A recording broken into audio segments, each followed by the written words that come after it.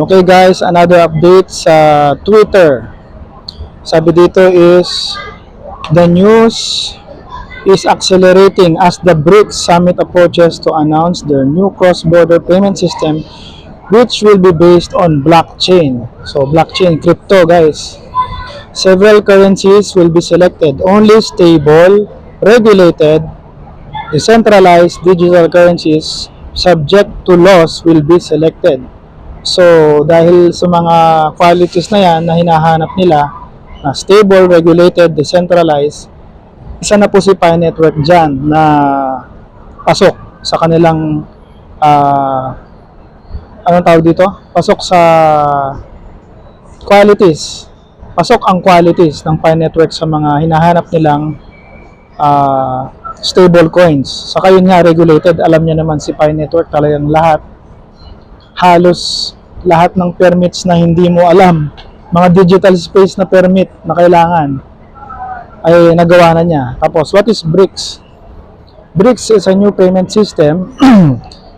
It proposes a new multinational platform based on modern technologies which would include a financial messaging component and allow to conduct settlement via tokens backed by national currencies.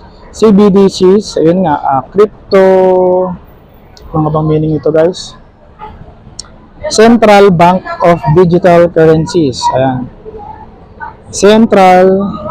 Central Bank of Digital Currencies. Okay, CBDC. Tapos, at the discretion of each participating country is approach would allow a greater degree of decentralization. Tapos yung iba pang ayun nga, meron pang news na yung BRICS Commerce embraces Pi Network mining. Tapos ano bang ibig sabihin nito guys? Yung Vice Chairman ng BRICS Chamber of Commerce and Industry in India has publicly announced his involvement in Pi Network. Nagmamine po sila. Mining. The revelation was sparked significant interest and speculation regarding the potential of Pi Network project, which has been a topic of discussion in the cryptocurrency circles for some time. Ito pa yung isa guys, teka. Ay mali. Camera to eh. Ayan, understanding Pi Network revolutionary concept. Pi Network has garnered an impressive following, boasting over 40 million users worldwide. Hindi na updated to guys, alam ko 55 to 60 million na eh. Itong 40 million na to. Alam ko 55 to 55 to 60 million na users na to. Tapos, ano bang meron dito?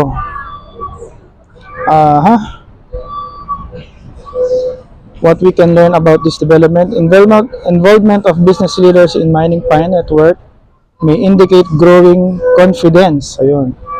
Confidence in the project's legitimacy. Ayun. Magiging mas legit siya talagang kasi mga high profile companies na yung magsusupport sa kanya. Katulad nung nga guys, kung nare-realize nyo na kunwari si Pi Network, isang company lang na malaki, like kunwari Toyota, o kahit hindi Toyota, kahit sabihin mo si Elon Musk, mas lalo na yon. Sabihin mo yung isang company ng kotse, let's say Toyota tumanggap ng Pi Network. Sa tingin nyo ba yung ibang car companies hindi susunod? Di ba? So, ganun yun. Pag nangyari yun, domino effect na yun. Talagang, na tayo, tawa-tawa na yung mga pioneers. So, sige guys. I hope you like this update. PM na lang po kayo kung may mga questions or At ito po ang aking page. Please follow my page. Ayan po. Pi Networks Fast Pi Network Fox English Philippines. Sige.